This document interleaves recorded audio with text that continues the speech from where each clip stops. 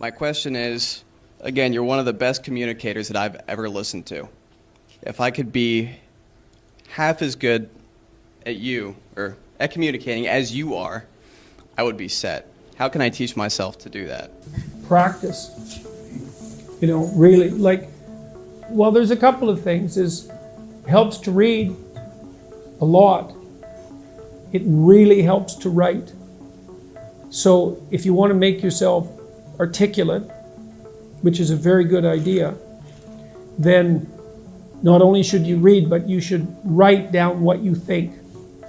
And if you can do that a little bit every day, 15 minutes, maybe you could steal 15 minutes and do it every day. But if you do that for 10 years, you really straighten out your thinking. If you're going to speak effectively, you have to know way more than you're talking about, you know. So this is often difficult for beginning lecturers at university because they'll do a lecture on a topic, but they only know as much as they're saying in the lecture. And they get kind of stuck to their notes because of it. But you want to know 10 times as much as you are saying in the lecture, and then you can specify a stepping path through it and elaborate with the other things that you know. But to do that, you have to do a lot of reading. But you also have to do a lot of reading because that's where the synthesizing comes. So that's on the input side. And then on the output side, well, there's some techniques, let's say, is like if you're speaking in front of a group, you are not delivering a talk to a group. That's not what you're doing. The talk isn't a packaged thing that you present to a group. There isn't a group. There's a bunch of individuals, and you talk to them. So when I talk to a group, I always talk to people one at a time. And that makes it easier too, because you know how to talk to a person. It's like, can you talk to 1,000 people? Well, probably not, because it's too intimidating. But there isn't 1,000 people there. There's 1,000 individuals. And so you just look at an individual and you say something, and you can tell if they're engaged. They look confused, or they look interested, or they look angry, or they look bored, or maybe they're asleep, in which case you look at someone else. And they give you feedback about how you're doing. And so one thing is to have something to say, yeah, but the next thing is pay attention to who you're talking to. Because unless you're very badly socialized, and that seems unlikely in your case, because, you know, you present yourself at least moderately well, you know.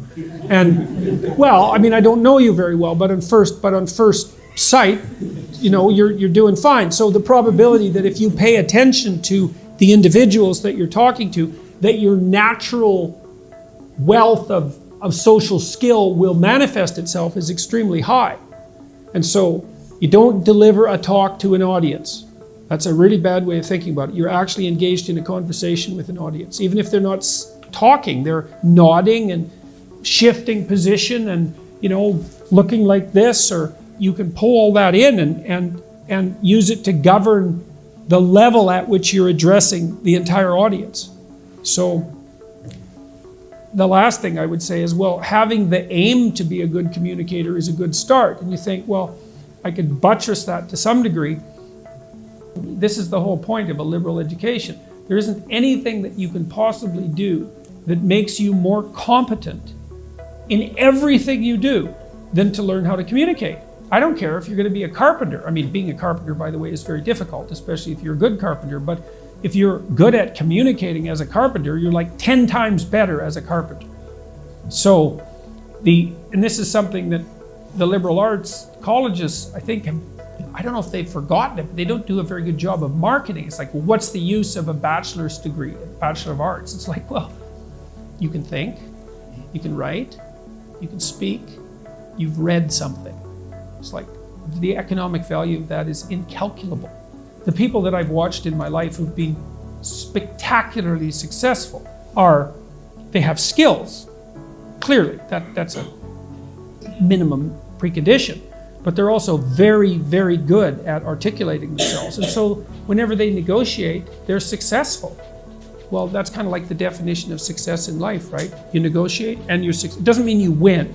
Because if you're a good negotiator, if you're a really good negotiator, everybody walks away from the negotiation thrilled. And so then people line up to do things with you.